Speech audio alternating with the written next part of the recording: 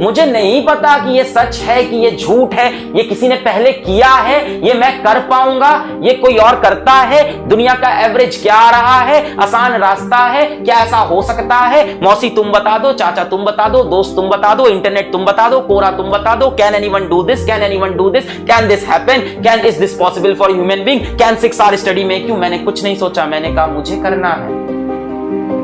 उस कैन का आंसर मैं हूं। Yes, 1% has did it. वो मुझे बोलना था।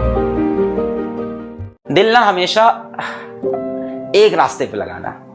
दिल में कभी भी दो राह पे मत चलना कि ये भी कर लेते हैं और ये भी कर लेते हैं। एक फैसला ले लो। अब वो फैसला सही है या गलत ये तुम्हारे ऊपर डिपेंड करता है, दुनिया नहीं बताएगी। फैसला तुम ले लो, उस फैसले को साबित तुम सही करोगे।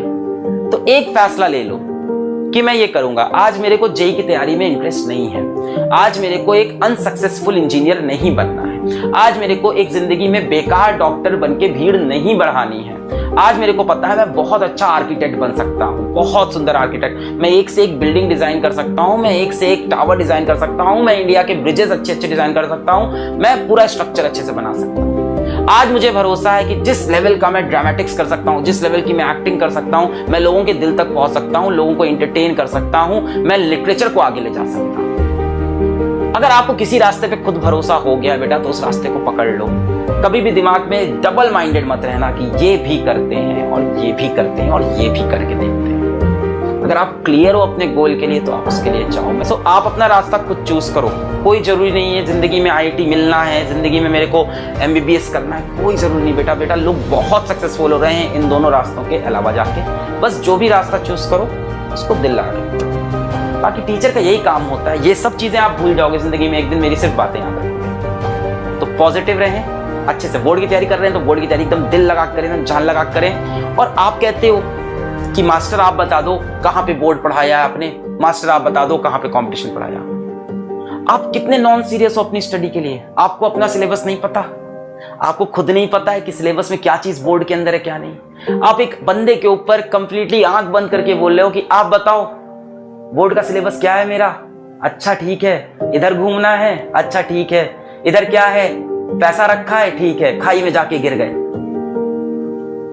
बहुत खराब आदत है बेटा। आपका फ्यूचर है, आपको खुद सीरियस होना होगा उसके लिए। आपको अपनी आंखें खोलनी पड़ेगी।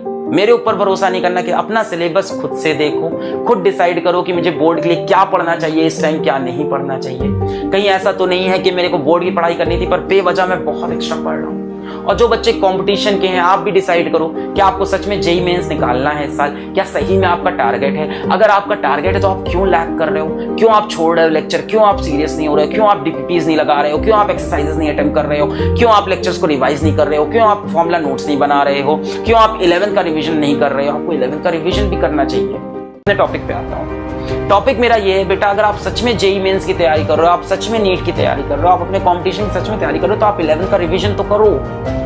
आप एक रास्ता पकड़ो। तो आप अभी भी पता है, मुझे पता है 70% क्राउड के पास रास्ता ही नहीं है। ये भी कर लेंगे और ये भी कर लेंगे, नहीं हुआ तो ये कर लेंगे, नहीं हुआ तो ये कर लेंगे। The best way to make your plan A successful is to kill your plan B. जिंदगी में प्लान बी को किल करना बहुत इंपॉर्टेंट होता है।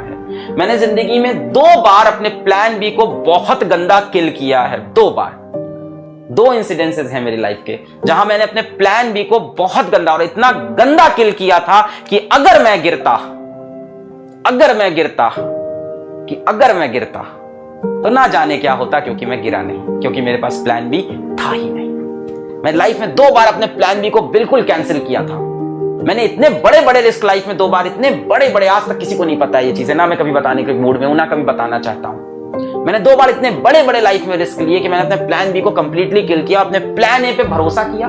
मुझे नहीं पता कि ये सच है कि ये झूठ है, ये किसी ने पहले किया है, ये मैं कर पाऊंगा, ये कोई और करता है, दुनिया का एवरेज क्या आ रहा है, आसान रास्ता है, क्या ऐसा हो सकता है। मौसी तुम बता दो, चाचा तुम बता दो, दोस्त तुम बता दो, इंटरनेट तुम बता दो, कोरा तुम बता दो। Can anyone do this? Can anyone do this? Can this happen? Can is this possible for human being? Can 6 hour study make you? मैंने कुछ नहीं सोचा, मैंने कहा मुझे करना है।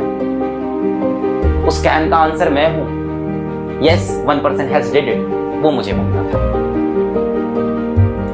पहले डिसीजन लेंगे फिर डिसीजन को सही साबित करेंगे।